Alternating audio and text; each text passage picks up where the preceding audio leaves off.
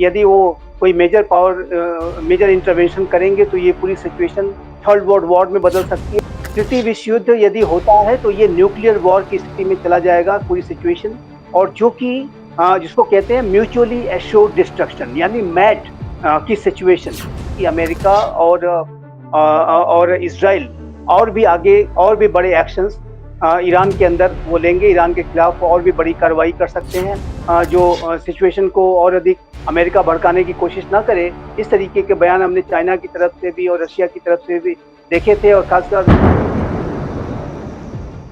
और Donald Trump ने साफ शब्दों में हिदायत दे दी है, क्या ये आगाज है वर्ल्ड वॉर 3 का? और देखिए पल्लवी जी, मुझे नहीं लगता कि इसको वर्ल्ड वॉर 3 के आगाज के तौर पर हम देख सकते हैं। अभी की सिचुएशन ज़रूर बहुत ही गंभीर है, और यूनाइटेड स्टेट्स ऑफ अमेरिका ने एक बहुत ही बड़ी मिलिट्री कार्रवाई की है और ईरान के न्यूक्लियर इंस्टॉलेशंस को तबाह किया है, और ये एक बहुत ही मेजर एक्शन है, और इज़राइल और ईरान के बीच के चल रहे युद्ध का एक मेजर एस्केलेशन भी है। लेकिन अब ये आगे देखना होगा कि ईरान इस पूरे अमेरिका के इस एक्शन को और इज़राइल का जो एक्शन पहले हुआ था, उसको अब आगे कैसे वो रिस्पॉन्ड करता है। ईरान का रिस्पॉन्स कुछ अवश्य होगा। ईरान अपनी राष्ट्र की जनता को दिखाने के लिए भी, अंतर्राष्ट्रीय समुदाय को भी दिखाने के लिए भी, वो इसको रिस्पॉन्ड अवश्य करेगा। लेकिन उस रिस्पॉन्स का स्केल क्या होता है, उसके ऊपर आगे के सिनेरियोज़ डेवलप निर्भर करेंगे। यदि ईरान अपने इस रिस्पॉन्स को सिर्फ़ एक डोमेस्टिक कंजम्पशन के लिए या अंतर्राष्ट्रीय समुदाय को भी दिखाने के लिए कि वो कमज़ोर नहीं है, वहाँ तक सीमित रखता है, तो ज़ाहिर है कि स्थितियाँ सँभल सकती हैं। लेकिन यदि ईरान के इस रिस्पॉन्स का जो स्केल है, वो बड़ा हुआ, हम्म।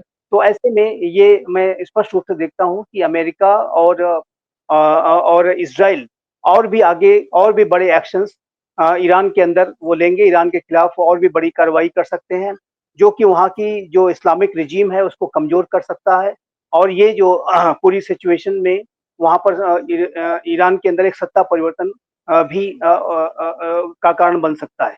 जहाँ तक ईरान को अन्य राष्ट्रों के सपोर्ट की बात है, तो देखिए अमेरिका तो पूरी तरह से इज़राइल के साथ न सिर्फ खड़ा रहा, बल्कि अमेरिका ने तो अब सीधा-सीधा एक्शन लेकर के उसकी वो पार्टी भी बन गया है, और मेरा तो ये स्पष्ट रूप से कहना रहा कि अमेरिका इज़राइल के द्वारा जो भी एक्शंस लिए गए हाल के समय में, उसमें अमेरिका बैकग्राउंड से शामिल था, और अमेरिका अब ओपन तरीके से सामने आ गया है। लेकिन जहाँ तक ईरान के साथ राष्ट्रों के खड़े होने की बात है, तो उस तरीके का जो कमिटमेंट जैसा कि अमेरिका इज़राइल के प्रति दिखा रहा है, वैसा मैं कमिटमेंट या उस तरह का जो इंटरवेंशन है, वो मैं रशिया और चाइना और इस्लामिक वर्ल्ड के जो राष्ट्र हैं, उनके साथ आता हुआ अभी नहीं देखता। और मेरा ऐसा मानना हम्म। है कि रशिया और चाइना ने ज़रूर अपने बयान दिए हैं, लेकिन वो इस पूरी सिचुएशन को डीएस्केलेट कराने की उन्होंने अपील्स की थी, और यद्यपि कि उन्होंने इस बात की को चिताया था कि वहाँ पे जो सिचुएशन को और अधिक अमेरिका भड़काने की कोशिश ना करे, इस तरीके के बयान हमने चाइना की तरफ से भी और रशिया की तरफ से भी देखे थे, और खासकर अगर आप रशिया का बयान कहीं ज़्यादा प्रोएक्टिव था, और चाइना का जो स्टेटमेंट था वो मेजर्ड था। लेकिन जो ये जो चाइना और रशिया के जो बयान हैं, वो मैं सिर्फ़ बयानों तक ही उनको मैं सीमित होते हुए देखता हूँ। मैं ये नहीं देखता कि कोई यहाँ पर एक मेजर पावर इंटरवेंशन ईरान की तरफ से होने जा रही है, और यदि हम्म। ज़ाहिर है कि ये जो रशिया और चाइना है, इस बात को अच्छी तरह से जानते हैं, कि यदि वो कोई मेजर इंटरवेंशन करेंगे, तो ये पूरी सिचुएशन थर्ड वर्ल्ड वॉर में बदल सकती है, जिसमें कि कोई नहीं जाना जी। चाहेगा। देखिए, एक बात संजीव मैं कहना जी, चाहता हूँ जी बिल्कुल बोलिए। जी जी एक जी। बात मैं कहना चाहता हूँ कि तृतीय विश्व युद्ध अफोर्डेबल नहीं है। तृतीय विश्व युद्ध सस्टेनेबल नहीं है। तृतीय विश्व हम्म। युद्ध यदि होता है तो ये न्यूक्लियर वॉर की स्थिति में चला जाएगा पूरी सिचुएशन, और जो कि जिसको कहते हैं म्यूचुअली एश्योर्ड डिस्ट्रक्शन यानी मैड की सिचुएशन, सर्वनाश की सिचुएशन ये पैदा करेगा।